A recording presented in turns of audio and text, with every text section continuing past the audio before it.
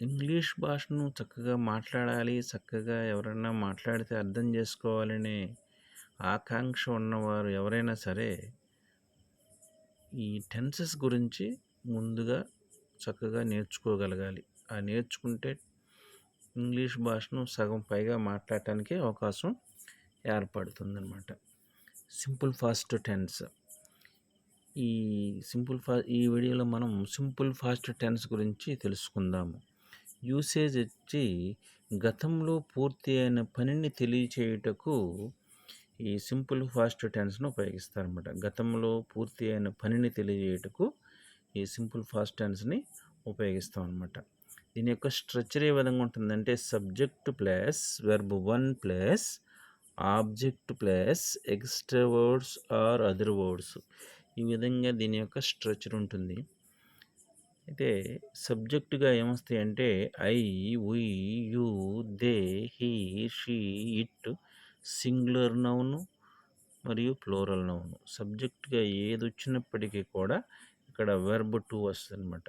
Verb to అనేది వస్తుంది. దీన్ని మార్చే పని ఉండదు అనమాట. సబ్జెక్టుగా ఏది వచ్చినప్పటికీ వెర్బ్ టు అనేది వస్తుంది అనమాట.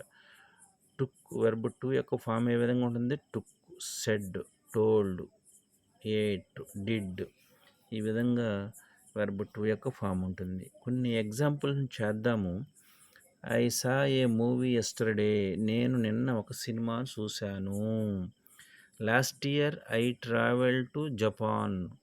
గత సంవత్సరము నేను జపాన్కి ప్రయాణించాను. They visited Paris last summer.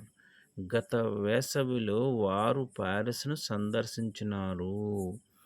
He bought a new car last year. అతను గత సంవత్సరం ఒక కొత్త కారు కొన్నాడు. She cleaned her room yesterday. ఆవిడ నిన్న తన రూముని శుభ్రం చేసినది.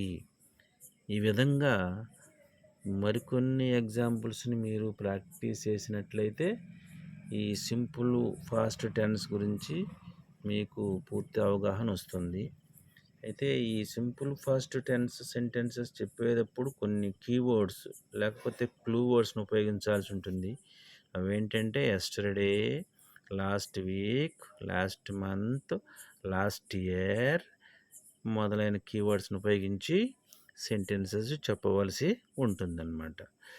ఈ సింపుల్ ఫాస్ట్ టెన్స్ని ఎక్కడ ఉపయోగించాలంటే గతంలో పూర్తి అయిన పనిని తెలియచేయుటకు ఈ సింపుల్ ఫాస్ట్ టెన్స్ని ఉపయోగించి సెంటెన్సెస్ చెప్పవలసి ఉంటుంది. Thank you for watching this video.